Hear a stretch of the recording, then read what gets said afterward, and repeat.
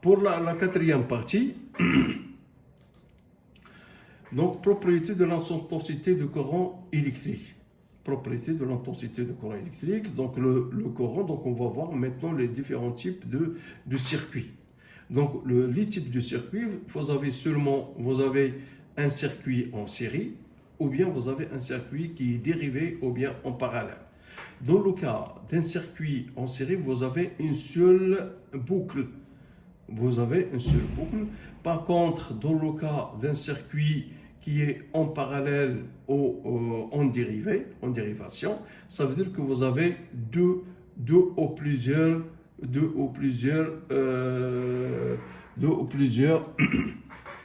circuits. Donc une boucle, à la première boucle, vous avez ici la première boucle et vous avez le deuxième boucle. Par contre, ici dans le cas en série, vous avez un seul circuit. Et l'avantage, l'inconvénient du circuit série, si vous avez par exemple, le courant ne passe pas dedans, il y a un court-circuit, il n'y a pas de courant dans l'ampoule 1, ça veut dire qu'il n'y a pas de courant dans les autres, elles sont traversées par la même intensité, mais elles sont traversées par la même intensité. S'il y a une panne quelque part dans une ampoule, ça veut dire qu'il n'y a pas passage dans les courants électriques. Contrairement, dans le cas d'un circuit en parallèle ou bien en dérive, ça peut être, on a une panne dans une boucle, mais on n'a pas la panne dans l'autre boucle. Et c'est ça l'avantage dans le circuit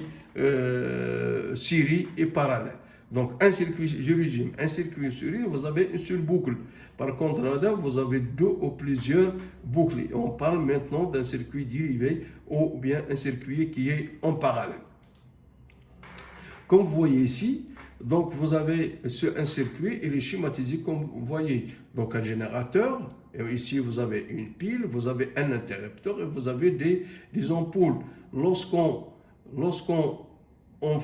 ferme le circuit, donc c'est-à-dire qu'il y a passage de courant. Et on sait bien que le courant, il va du sens positif vers le sens négatif et les électrons de la bande négative vers, donc il y a l'ampoule, il s'allume. Donc il s'allume.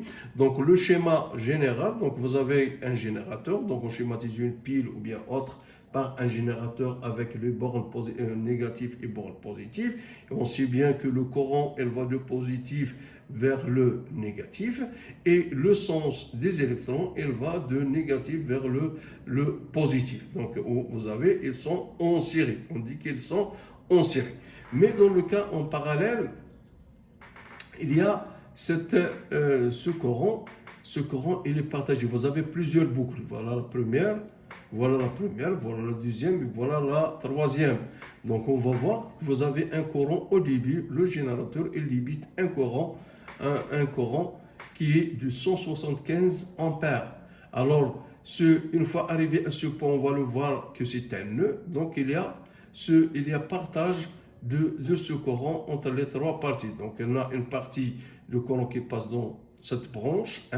Donc la deuxième partie, il va passer un courant ici. Et la troisième, il va passer un autre courant.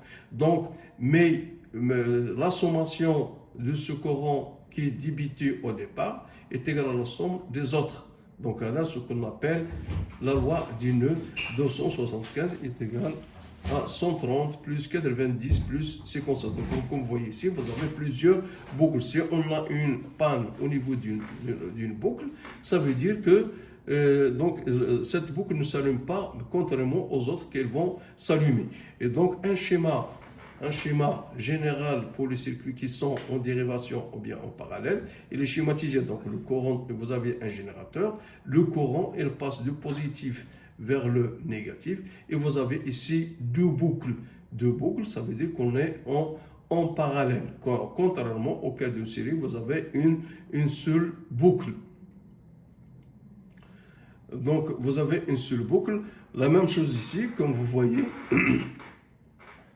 Donc vous avez un circuit en série. Donc vous avez la borne positive, vous avez un courant débité de 0,34 ampères. Vous avez ici un ampère-mètre.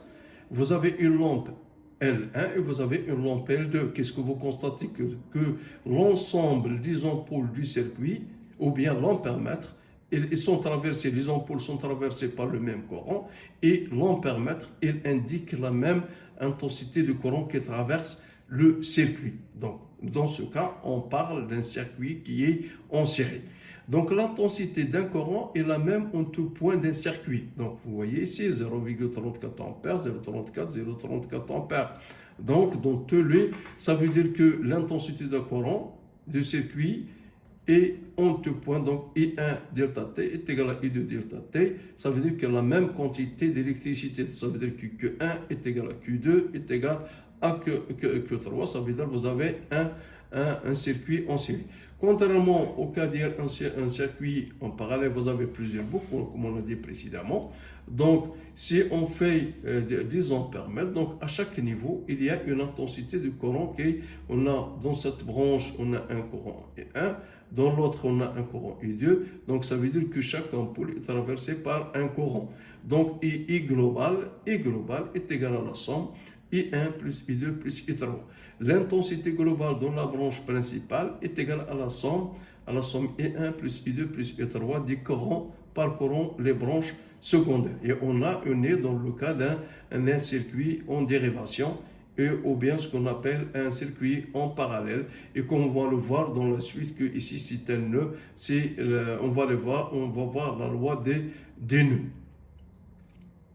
Maintenant, on va voir la loi des nœuds. Qu'est-ce qu'il dit la loi des nœuds? La somme des courants qui arrivent, le nœud, c'est un point de rencontre de plusieurs courants. Donc, et cette loi, qu'est-ce qu'il dit? Que la somme des courants qui arrivent à un nœud est égale à la somme des courants qui partent. À votre avis, quel est le courant qui arrive dans le nœud? Vous avez I1, la somme des courants qui arrive au nœud, voilà ce nœud-là. Le courant qui arrive au nœud, c'est I1. Et les courants qui partent, c'est I3, I2, I4. Ça veut dire que ce courant I1 est égal à la somme I1 est égal à I2 plus I3 plus I4. Mettons un autre exemple. Quels sont les courants qui arrivent au nœud? Donc ça veut dire I2, il arrive au nœud. I1, il arrive au nœud. Mais pour I3 et I4, ils partent au nœud. Donc d'après la loi du nœud, la somme des courants qui arrivent au nœud est égale à la somme des courants qui partent. Ça veut dire que I1 plus I2 est égal à I3 plus I4.